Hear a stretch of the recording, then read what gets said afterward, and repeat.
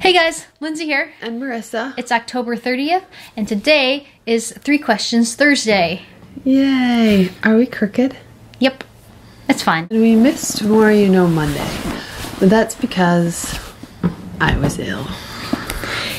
If you can't tell from her voice now. And we've been inspired by a combination of Halloween and babysitting our 3-year-old neighbor. So I was watching the Today Show, which I never usually watch, but I was watching it and they had a little segment on a mother who was lobbying some large food corporations to take artificial colors out of their foods.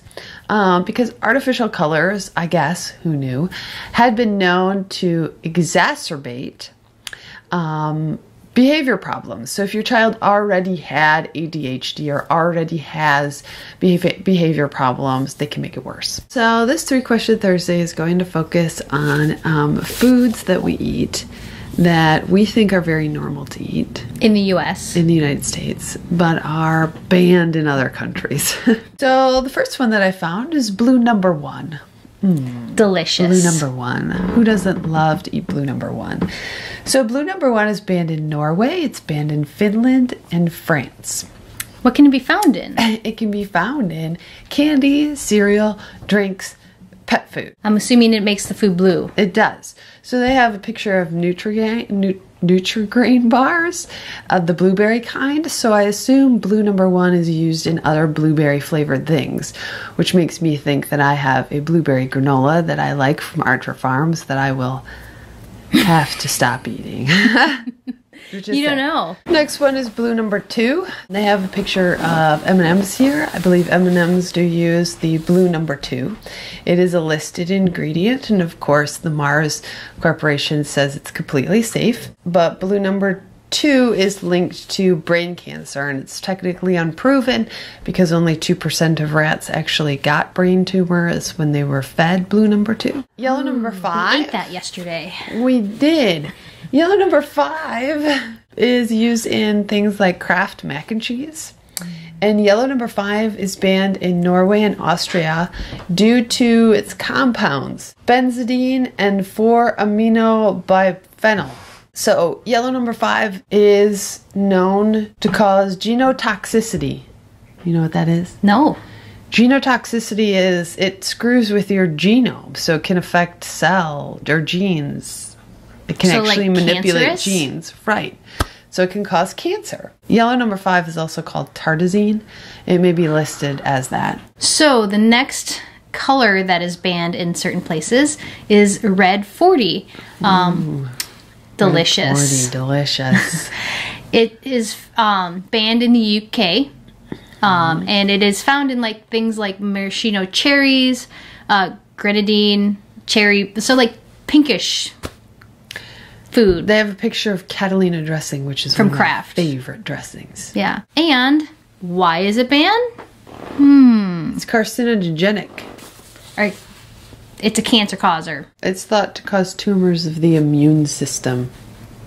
That seems less fun to experience. They did say that corporations are responding to it, and some have chosen to use something other than the dyes for color, but most of the time it's because of finances. It's a lot cheaper to use dyes than it is to use something that's a little bit more natural. And again, in things that are very streamlined, like M&M's, when you open a bag of M&M's, you notice all the colors, and if you use something that's not synthetic and something that's a little bit more natural, oftentimes there's a lot more color variation because it's natural. And so we're not very big on color variation in general. I mean, we want all of our oranges to be the same color, and we want all of the lemons to be lemony yellow, and so we want the same thing out of our M&M's. Yeah. Like if you make a blueberry pie, you're not going to add blue 1 or 2. No, but that's why homemade blueberry pie doesn't look like store-bought blueberry pie. I started following that rule because I read Michael Pollan's book, and one of his very basic rules is try to eat as much actual food as you can. So looking at the ingredient list and trying to make the ingredient list 5 or less, and to make sure that if it's more than 5, you can actually, well, even less than 5, that you can pronounce all of those ingredients. Yeah. Because you're trying to eat as much actual food and less chemical, regardless of whether that chemical has been known Banned to do or bad not. things. Right. Yeah, is banned or not. You can dismiss us. It's fine. I'm clearly sick, so And sometimes it just doesn't work. my immune system is not fancy. It cannot combat 3-year-olds or kindergartners. We're not food scientists. We're also not chemists. We're also not food advocates, safety people. So No. We're just reading what other people tell us. we're like sheep. We're sheeple. No, but No, we're not. seriously. We just want to eat as healthy as we can. Okay. Anyway, moving So, on this is to the very last quick thing that I'm going to do. As promised, I will give you the second speech, historical or fictional, and the second one that was listed by Harold Bloom. He's a humanities professor at Yale University, so it is no surprise that he has decided that the seventh and last of Hamlet's soliloquies is the best speech of all time. We would have to disagree. Do you have anything to say about it? Well, I disliked Hamlet in school, and so rereading his soliloquy was boring.